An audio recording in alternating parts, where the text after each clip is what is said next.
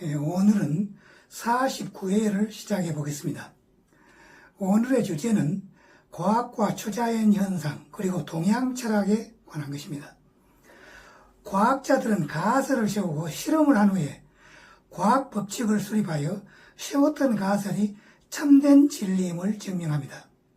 현대인들은 초자연 현상을 알 수 없다, 즉 불가지론으로 생각합니다만 미래에는 이 초자연 현상이 일상생활에서 일어나는 보통의 일이 된다 하는 것입니다. 또한 관상, 장명, 장명철학이죠. 장명철학, 사주, 손금, 토정비결 등은 동양철학에 속하며 이와 같은 분야들은 상당히 이론적이며 실제의 생활에서 검증도 되는 상당히 근거가 있는 학문이라 하는 것입니다. 또한 외계인들, 즉 먼 우주 공간에서 날아온 우주인들은 소나 말, 염소, 그리고 토끼 등 다른 동물들을 먹지 않으며 인간이 다른 동물들을 먹지 않는다는 것은 높은 수준의 문명의 표상이라는 것입니다.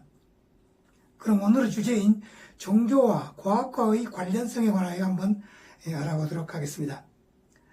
과학이란 두 가지 면으로 생각할 수가 있겠습니다. 첫째로는 물리나 화학, 생물학 같은 구체적이면서 실험을 기본으로 하는 학문을 말하고, 둘째는 체계적이고 논리적인 생각 또는 생각의 행위를 말한다 할 수가 있습니다. 우리가 통상 생각하는 과학은 첫째의 것이나 실은 둘째의 것도 첫째 것 못지않게 중요하다고 할 수가 있겠습니다. 즉 학문적인 내용이나 일상의 모든 일을 합리적이고 논리적인 사고방식에 기초를 두고 생각하는 일이야말로 스마트폰, LED, 무선 인터넷, 나노와 바이오, 그리고 인공지능, Artificial Intelligence, AI라고 그러죠. AI. 그리고 메가비트급 전자칩이 일상생활화되어 있는 현대인에게는 너무나 당연하고 자연스러운 일이라 하겠습니다. 한편 과학적인 방법이란 이론과학자들에 의해서 만들어지고 가설이 만들어지고 그 다음에 그 가설은 누구나 다 해볼 수 있는 실험에 의하여 입증이 되어야 하며 또한 그 사실이 여러 가지 과학 분야의 법칙과 모순이 되지 않아야만 비로소 그 가설이 과학 법칙으로 인정받게 된다 하는 것입니다. 현대 과학에 취급하는 분야는 위에서 말한 가설, 법칙의 설명처럼 구체적이고 증명 가능한 것이 한정되기 때문에 초자연적인 여러 가지 현상은 과학의 취급 범위를 벗어난 것으로 보고 종교의 영역으로 돌리거나 혹은 인간으로서는 할 수 없다고 하는 불가지론적인 입장을 취하고 있습니다. 그러나 각도를 달리해서 초자연적인 현상도 인간 지성의 제약 또는 한계 때문에 잘 모르는 것이지 그와 같은 4차원 또는 고차원의 법칙 속에도 엄연히 존재하는 과학적인 현상이라고 말할 수가 있다 하는 것입니다. 가령 현재의 과학 발달의 속도로 약 1만 년간 1000년보다 더 훨씬 긴 1만 년간 과학 발달이 계속한다면 인간의 과학 수준은 어느 정도로 될까 하는 것입니다. 뭐 1만 년까지 안 가더라도 현재의 과학 속도로 1000년간 그렇게 발달된다면 어느 정도 수준이 될 것인가 하는 것입니다. 4차원의 10년 과학과 결합된 초과학은 인간의 상상을 초월한 거의 신의 영역에 도달할 것입니다. 그리하여 아무것도 없는 허공에서 소리가 나게 하거나 불이 켜지게 하거나 또는 백색의 거대한 글자를 하늘에 순간적으로 만들어 버린다 하는 것도 가능하게 될 것입니다. 즉 종래의 종교상으로 모든 신비한 현상들이 과학적으로 해명이 되고 또한 실현될 수 있다 할 것입니다. 수행을 계속해서 깨달음에 도달한 문제, 죄와 벌, 선과 악, 그리고 4차원의 신비한 초자연적인 현상 등 여러 가지 종교적인 문제는 지금까지는 인간 능력을 초월했다고 하면서 신의 영역이나 종교의 영역으로 돌렸던 종래의 그 고정관념을 이제 버리고 위에 말한 여러 문제들도 현대의 합리적이고 과학적인 정신훈련을 받은 현대의 지성인들이 충분히 이해할 수 있다라고 생각하는 것이 우르반 8세식의 사고방식을 벗어나서 갈릴레오식의 유연한 생각을 함과 동시에 모든 종교 현상을 이해하고 완성의 길로도 들어서지 않을까, 그렇게 생각이 됩니다. 지금 이 강의에서는 이와 같은 기본적인 입장에서 여러 가지 종교 현상을 규명하였고 또한 실천 방향을 생각해 보았습니다. 불교에서의 해탈의 경지 또는 공을 인식하는 마음 상태 같은 것은 도저히 과학적으로 접근할 수 없는 고도의 종교적이고 신비한 영역으로도 생각할 수가 있겠습니다. 그러나 과학의 정의를 확대해서 물리, 화학 등의 실증적인 분야뿐만 아니라 합리적인 사고 행위까지 포함시킨다면, 그리고 지금까지 고찰했던 모든 종교의 신비한 현상들이 비록 우리가 보거나 만져볼 수는 없지만 엄연히 우주에 존재하는 실제적인 현상임을 논리적인 사고, 논리적인 과학이죠. 사고로서 유추할 수 있다면 종교와 과학은 실은 별개의 것이 아니고 같은 것이라고도 말할 수가 있다는 것입니다. 그러므로 미래의 종교는 종교와 과학 혹은 종교와 여러 가지 학문 및 철학 등이 결합하는 초종파적 혹은 초종교적인 것이 될 수가 있다, 이렇게 생각할 수가 있습니다. 다음에는 관상과 선꿈, 사주, 토정비결, 장명철학에 관하여 알아봅시다. 우리나라에서는 전통적으로 관상이나 선꿈, 사주팔자를 보고 또는 이름을 지을 때는 장명가나 집안에서 장명을 할 줄 아는 사람에게 부탁해가지고 이름을 짓는 것은 흔히 있는 일입니다. 지금은 관상이나 손금 또는 사주팔자 보는 것은 미신이라고 해서 많이 외면하지만 이름 짓는 일만큼은 신중을 기해가지고 한자어 획이 오행에 맞도록 하고 발음에도 또한 유의해서 짓습니다.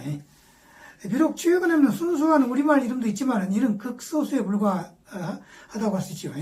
이와 같은 일을 서양의 합리주의적인 관점에서 본다면 지극히 비논리적이므로 미신으로 생각할 수도 있겠습니다만, 그렇다면 사람들은 당연히 이와 같은 것들을 외면해야 할 텐데 실제로는 그렇지 않다는 것은 이런 것들이 합리적이고 긍정적인 면이 있다 하는 말이 되겠습니다. 단지 우리가 모르고 있을 뿐이다 하는 겁니다. 그리고 또한 이런 것들을 너무나 믿는 과신에서 온 피해가 있을 뿐이지 엄연히 진리적인 측면이 있다 할 수가 있겠습니다. 먼저 관상에 대해서 생각해 본다면 사람은 누구나 똑같은 얼굴을 갖고 태어난 사람은 없지요. 쌍둥이일지라도 자세히 들여다보면 약간의 차이가 있기 마련이다 하는 것입니다. 그런데 어떤 남자는 이목구비가 준수해가지고 그리스의 조각상을 연상시키는가 하면은 어떤 남자는 보기만 해도 험상궂은 사람이 있지요. 또 어떤 여자는 만인의 우상이 될 만한 절세 미인이 있는가 하면은 그렇지 못한 다수의 여자들도 있지요. 누구나 다 자기 얼굴은 화가들이 그리는 이상적인 형으로 생겨났기를 바랐지만은 그렇게 운명적으로 만들어져 세상에 나왔으니 누구를 탓할 수 없지요. 자기의 현재의 얼굴 모양의 창조자는 다름 아닌 자기 자신이다 하는 것입니다. 왜냐하면 현재의 자기의 모습은 전생의 자기와 밀접한 상관관계를 갖고 있기 때문이다 하는 것입니다. 인간의 신체의 부분 중에서 그 사람의 마음의 모습을 가장 잘 나타내는 부위는 그 사람의 얼굴이라고 합니다. 기쁘면은 희색이 만면하고 화를 내면은 얼굴은 험상궂어지며 붉은 빛을 띠게 되죠. 또 현재의 얼굴의 대체적인 모습은 전생의 자기의 행위와 언어 및 생각, 사고, 또 성격 패턴에 의한 결과의 표상이라고 합니다. 불교의 그 업보차별경, 업보차별경이라는 그 경전이 있다는 겁니다.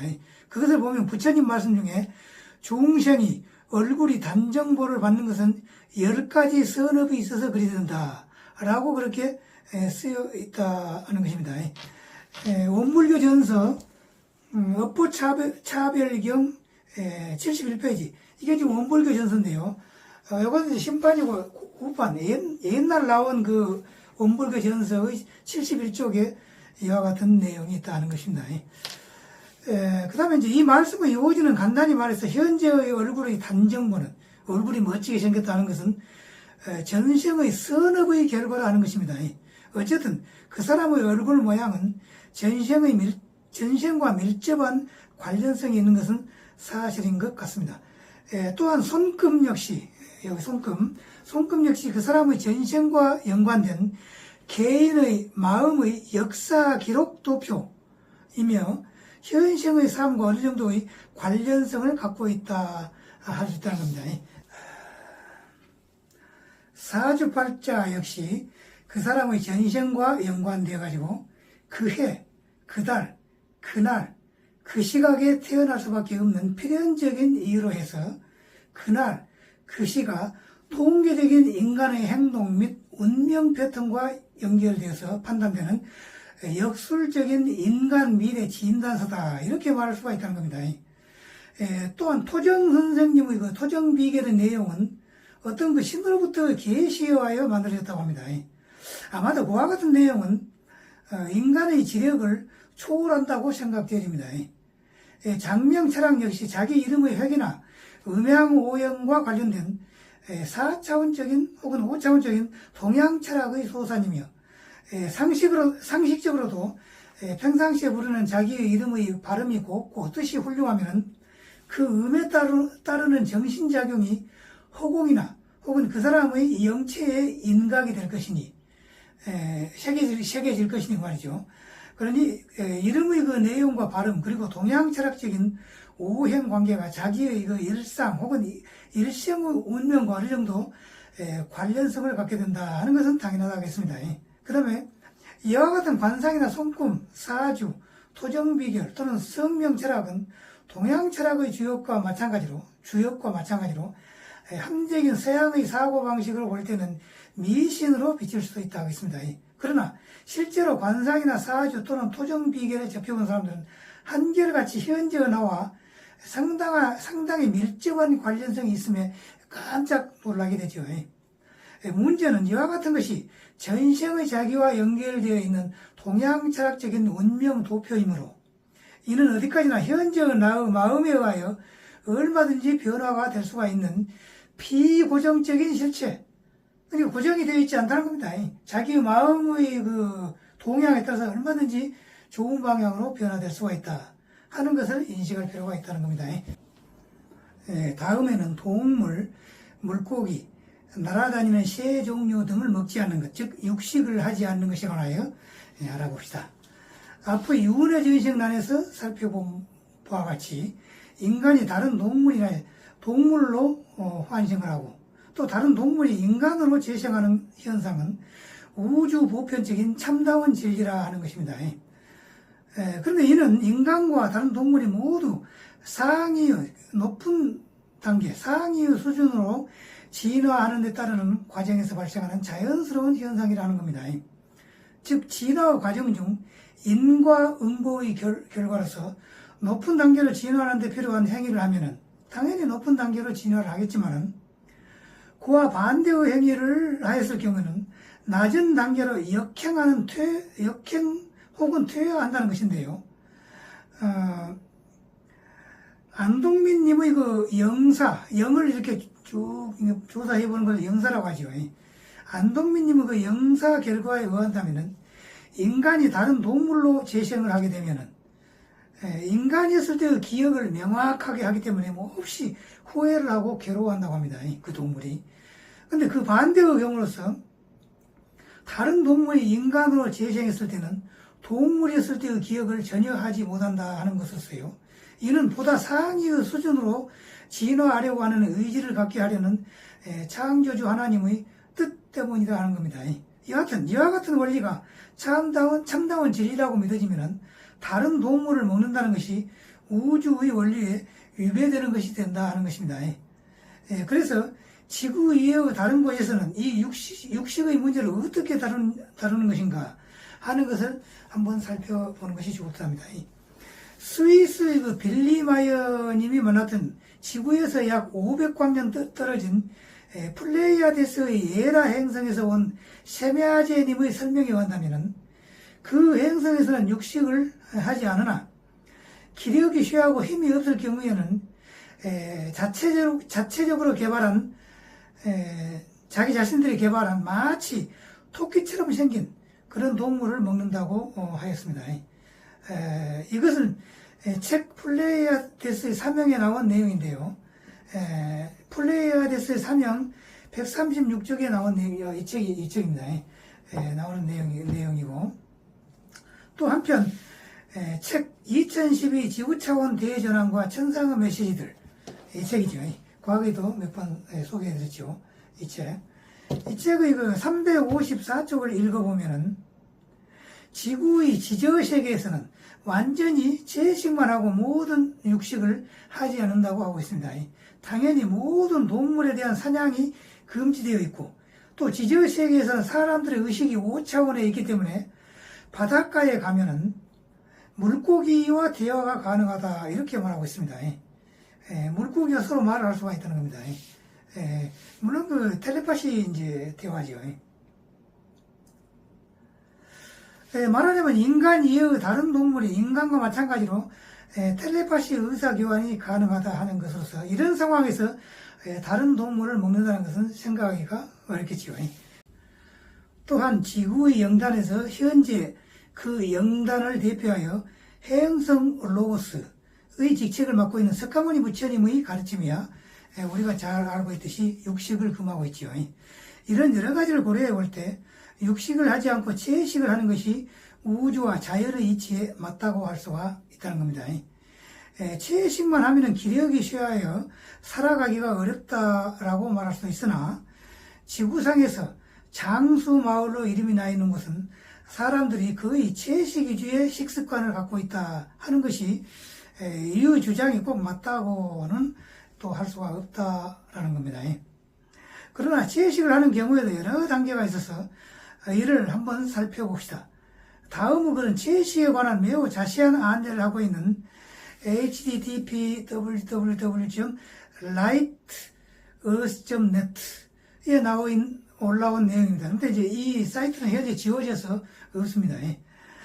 참고로 저는 현재 육고기와 조류, 가금류, 집에서 기르는 조류, 가금류와 물고기는 먹지 않고 있습니다. 그러나 이제 달걀이랄지 우유랄지 뭐 그런 것은 먹습니다. 그래서 저는 현재 락토 오버 채식을 하고 있다, 이렇게 말씀할 수가 있습니다. 그러나 엄격하게 이제 하는 것은 아닙니다. 채식을 하기 위한 그 첫걸음을 이제 한번 생각해 봅시다. 채식을 처음 시작하는 분을 위하여 채식을 하기 위해서는 먼저 채식에 대한 신념이 필요하다 하는 겁니다.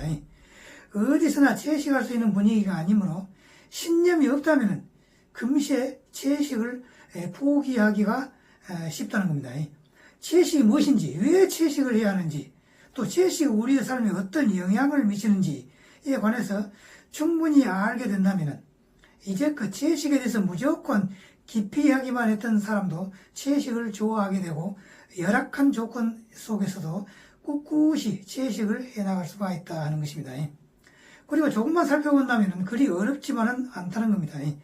단체 생활에서 불편한 점이 있긴 하지만 얼마간 해보시면 나름대로 요령을 터득할 수가 있다 하는 것입니다. 앞으로 채식 식품이나 채식 재료를 찾는 사람들이 많아지면 자연히 채식 상품이 늘어나게 되고 채식하기에 더욱 쉬워질 환경이 조성될 것으로 그렇게 생각합니다.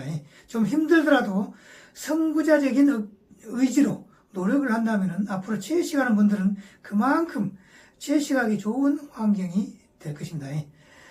채식을 처음 하려고 하신다면 다음 사항을 참고해 보시기를 바랍니다. 채식한다고 하면서 흰쌀밥에 가공식품, 인스턴트 등으로 식사를 하면 영양 부족이 되기가 쉽겠죠. 아무래도 특히 늘 먹던 육식을 끊게 되면 금단 증상, 즉 일시 체력적으로 무리가 오는 현상도 나타날 수가 있다 하는 것입니다. 때문에 채식으로 전환하더라도 개인의 여건에 따라서 채식의 수준을 적절히 적용해 가시면 좋을 것입니다. 그러니까 이제 채식을 하면은 영양이 문제가 된다 이렇게 생각되면은 종합 영양제 혹은 비타민 뭐 이런 것을 가끔 이렇게 먹으면서 채식을 하고 그러면 좋겠지요. 채식주의라는 것은 채식에 대한 특별한 신념을 갖고 이를 생활 속에서 실천해 나가는 그런 태도를 말합니다. 채식을 한다 해도 채식에 관한 지식과 신념이 없이 채식을 할 경우에는 채식 선호자나 채식가라고는 하지만은 채식주의자라고는 할 수가 없겠죠. 채식주의자다 그러면 이제 확고한 신념을 갖고 하는 사람을 말하겠죠. 그러나 채식주의자가 되지 않아도 채식을 실천하는 데는 아무런 상관이 없다는 겁니다. 그 다음에 채식을 한다는 것은 일체의 동물성을 먹지 않고 식물성 위주의 식사를 한다 하는 것입니다. 그러나 여러 사람과 함께 생활하게 되거나 개개인의 현실적 여건상 완전 채식을 하기는 어렵기 때문에 개별적으로나 단체적으로 채식의 그 단계를 두고서 자신에게 알맞는 그런 적절한 방편의 채식을 하는 경우가 많다 하는 것입니다. 다음에는 채식의 유형, 채식의 형태, 모양 그런 얘기죠. 채식의 유형에 관하여 알아봅시다. 국제채식연합의 경우 채식 유형을 다음과 같이 분류하고 있습니다. 일단 붉은색 고기를 포함하여 4발 달린 짐승을 먹지 않은 것을 기본으로 한다는 겁니다. 그러나 육식의 비율이 매우 높은 서양인들이 만든 국제채식연맹의 유형과는 달리 국내의 대부분 채식단체에서는 채식한다고 할 수 있는 범주를 락토 채식까지로 선을 긋고 있으며 종교적으로 채식을 한다 할 때는 대개 락토 및 오보 채식까지를 포함하고 있다고 합니다. 그러면 채식의 종류를 구체적으로 좀 알아본다면 세미 채식이라는 것이 있습니다. 세미 채식은 조류나 가금류를 포함해서 채식을 하는 경우, 그 다음에 페스코 채식은 조류나 가금류는 먹지 않지만은 집에서 기르는 새가 이제 가금류죠. 그것은 먹지는 않지만은 생선, 해물 등을 포함해서 채식을 하는 경우, 생선, 해물 등을 먹는다 그런 얘기죠. 그 다음에 락토 오보 채식이 있는데요. 생선 종류를 먹지는 않지만은 달걀, 우유를 포함해서 채식을 하는 경우, 제가 이제 이 채식입니다. 락토 오보 채식. 그 다음에 락토 채식이 또 있는데요. 락토 채식은 생선이나 해물, 달걀 등 짐승의 근간이 되는 모든 동물성을 먹지 않고, 그러니까 락토 채식을 하면 이제 달걀도 안 먹는다는 겁니다. 그러나 다만 우유, 유제품을 포함해서 채식을 하는 경우, 우유는 이제 먹는다는 겁니다. 그 다음에 비건 채식, 영어로는 VEGAN, 비건 채식, 완전 채식이라고 하며 유제품까지, 그러니까 이제 우유도 안 먹는다는 겁니다. 유제품까지 일체의 동물성을 배제하고 순식물성 위주의 식사를 하는 경우, 이건 이제 비건이라고 합니다. 그리고 덧붙여서 프루트 채식, 원래 프루트는 과일이란 말이죠. 프루트 채식, 그러니까 식물이 살아가는 근간이 되는 뿌리나 줄기를 먹지 않고 열매, 잎, 곡식 등의 채식을 하는 경우, 그것이 이제 프루트 채식이라고 하는 겁니다. 그 다음에 이제 생채식, 언쿡트 채식, 요리를 하지 않는 채식이죠. 날 것을 먹는 채식. 채식을 하되 일체의 익힌 것이나 열을 가한 것을 먹지 않고 날 것을 그대로 먹거나 조리 가공하여 먹는 경우, 이게 이제 생채식이 되겠습니다. 그 다음에 이제 청구채식, 채식. 청구채식은 순식물성 위주의 식사를 하되 파, 마늘, 양파, 달래, 부추 등의 오신채를 철저히 피하며, 그러니까 자극성 있는 그런 그 식품이죠. 그런 것을 피하며, 또 여기에도 청구 락토 채식, 청구 비건 채식이 있다 합니다. 그럼 어떤 유형의 채식이 좋을까? 그것은 채식에 대한 지식과 자신의 신념에 의해서 스스로 결정해야 할 문제를 하는 겁니다. 채식에 관하여 충분히 알아보고 또 어떤 정도의 채식이 좋은지를 스스로 판단해서 자기가 결정해야 하는 문제라는 겁니다. 채식을 하게 되는 이유는 참으로 다양합니다. 동물의 생명 존중, 사회 환경 보존, 종교와 신앙, 건강 유지, 다이어트, 심신수양, 그 다음에 사회 환경 보존, 아까 했죠. 그 다음에 체질 처방 등등이 있습니다. 결국 자신이 이해하고 확신하는 정도에 따라서 채식 실천의 가이드라인이 정해진다. 개인에 따라서 각각 다 다르다 그런 얘기입니다. 그리고 이제 권장하는 채식 수준은 생명 실상이 없는 락토 채식 수준이며 심신수양의 뜻을 두는 분의 경우에는 청구 비건 채식을 권장한다 하는 겁니다. 이에 관해서는 생명과 채식에 관한 글과 오신채와 채식에 관한 글들을 참고하시기 바랍니다. 다음에는 채식의 의미에 관하여 알아봅시다. 채식은 채소를 먹는다고 생각하는 경우가 많습니다. 그러나 채식의 의미는 온전한 식사를 의미한다고 합니다. 채소를 베지터블이라고 하는데요. 그것은 온전하다 하는 베지투스 플러스 어블은 이제 가능하게 해준다. 이미지너블 그럴 때 그 어블이죠.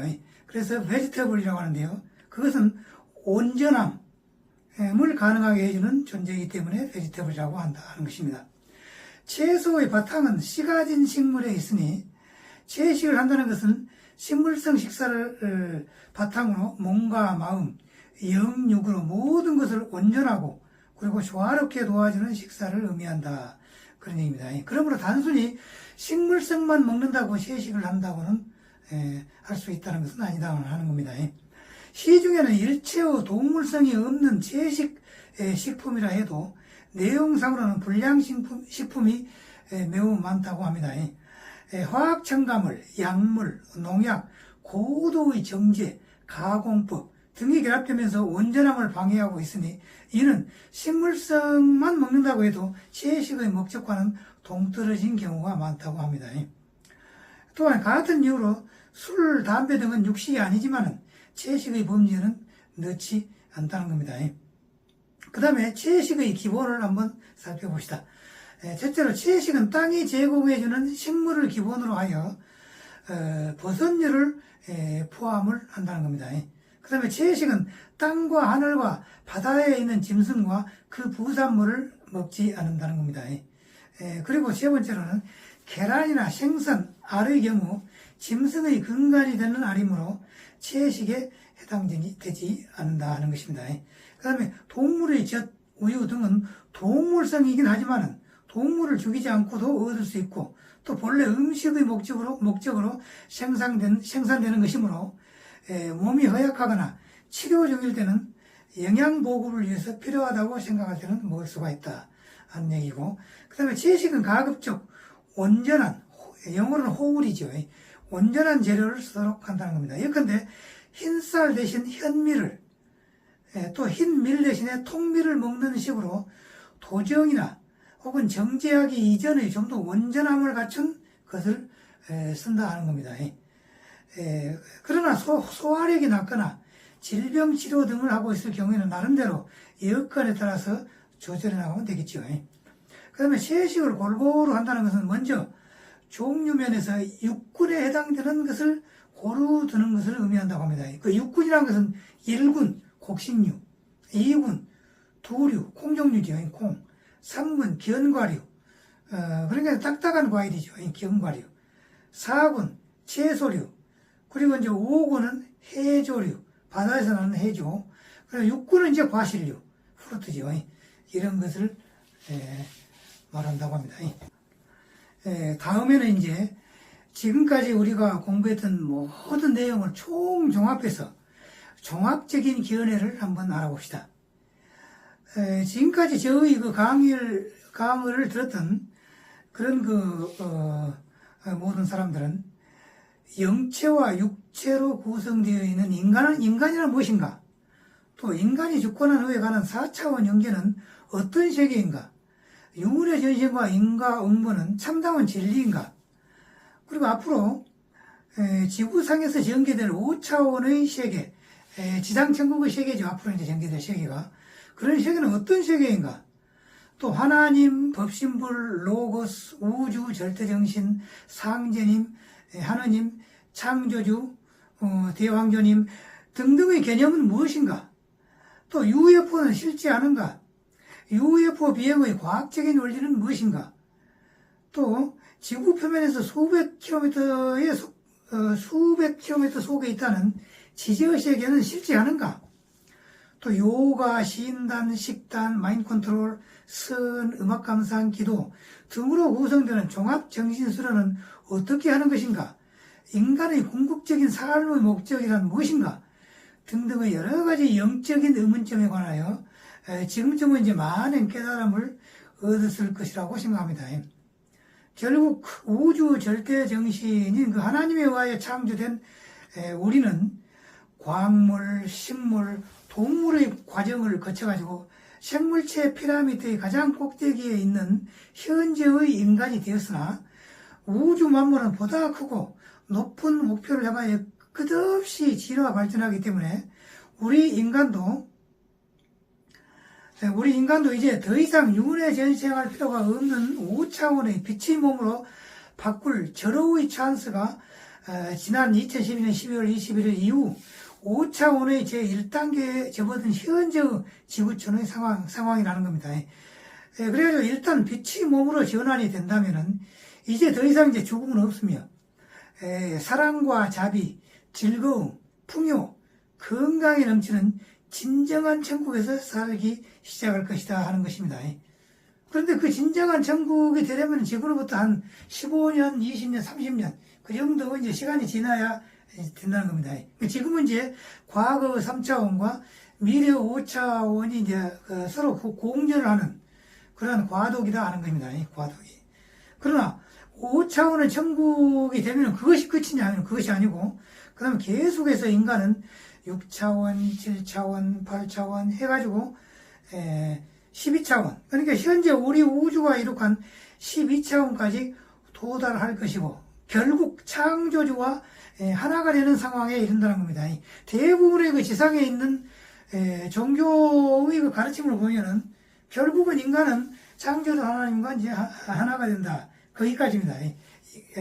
지구상에 있는 그 종교의 이제 한계라고 할 수 있겠죠. 근데 이제 제가 이제 연구한 바로는 그것을 이제 그것보다 더 높은 단계로 간다는 겁니다. 이제 인간이. 그러니까 그것이 끝이 아니고 최근에 작성한 제2우주론. 그러니까 이제 일반적인 우주론 말고 제 자신이 작성한 우주론. 제가 연구해서 저의 판단에 의해서 만들어낸 그 우주론. 그 제2우주론에서 읽어봤듯이 거기에 다 이제 강의를 했죠. 인간이 5차원의 빛의 몸으로 전환하듯이 우주도 시대를 윤회 전생하여 순전히 빛의 우주인 우루 우주로 상승하게 되면은 이 우루 우주도 그것이 끝이 아니고 7회를 반복하는 단생 끝에 드디어 중심 우주, 그리고 이제 센트럴 유니버스라고 하죠. 중심 우주로 진화하게 되며 과거에 다 설명했죠. 앞의 빛의 우주인 우루 우주는 계속해서 별과 은하계로 구성되는 새로운 우주, 즉 신창조를 만들어낸다 하는 것이며 대략 위의 그 중심 우주를 둘러싼 우주 집합체를 앱솔루텀이라고 하고 그 우주의 개수는 10의 49승계 그러니까 1에 0이 49개가 붙는다는 겁니다. 1, 10, 100, 1000, 만, 10만, 100만, 1000만 그러니까 가지고 49승계가 될 정도가 되며 앞으로 그 우주와 함께하는 인간의 궁극적인 지점에 도달하게 되면은 인간도 새로운 우주인 신창조로 창조가 된다는 겁니다. 이제 결국은 이제 인간이 이제 창조 우주로 변화하게 된다는 겁니다. 그래가지고 드디어 우주 창조신이 된다 하는 것입니다. 그럼 앞에서 말한 중심 우주는 계속 진화해 어떻게 될까 하는 겁니다. 이를 알고 있는 현재는 제가 알고 있는 한에서는 이 우주상에는 없다는 것인데요. 우리의 우주 안에서는 중심 우주가 앞으로 진화해가지고 이제 어떤 단계로 가는가 하는 것을 아는 사람은 아마 없다고 이제 제가 생각을 하고 있습니다. 그런데 아마도 이 중심 우주는 제 생각으로는 궁극점에 이르면은 완전히 이제 해체가 돼가지고 우주 전체의 탄생의 원인인 그런 이기로 환원이 되거나 혹은 중심 우주보다도 더 진화된 예컨대 절대 우주 또는 궁극적인 우주로 되거나 아마 그렇게 되겠죠. 이 우주론을 따른다면은 인간의 존재와 삶의 목적 또한 자명하게 될 것입니다. 여기서 저의 현재의 최대 목표는 예수 그리스도께서 돌아가신 지 3일 만에 다락방에 모여있는 제자들 앞에 갑자기 나타나가지고 보여준 그 5차원의 에테르체, 그 이제 5차원의 몸이지, 그것이. 에테르체를 죽은 후가 아니고, 예수 그리스도는 이제 죽고 난 다음에 에테르체로 되었지만은, 이제 나는, 죽은 후가 아니고, 죽기 전에, 현재 살아있을 때, 한번 실현해보자 하는 것이고, 이는 현재 우리 지구촌이, 포톤 벨트, 그러니까 포톤벨트라는 것은 은하의 중심 부분에 있는 에너지 띠지요.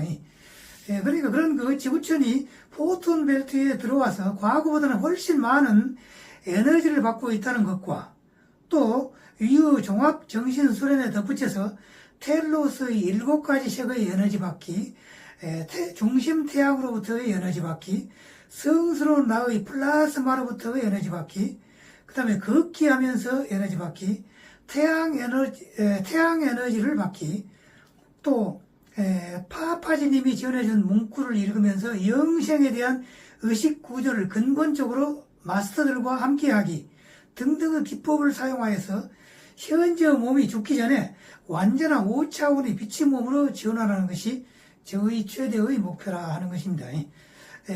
그리고 만일 이것이 달성된다면 이것은 영성 관련 멘토 또는 선행자로서의 임무를 완성하게 될 것으로 제가 생각을 하며 열심히 수행을 하고 있습니다만은 종합정신수련 그 처음 모두에서 말했듯이 정신수련보다는 더 중요한 것이 충실하고 도덕적인 일상생활이다 하는 것을 항상 염두에 두고서 생활을 하고 있습니다.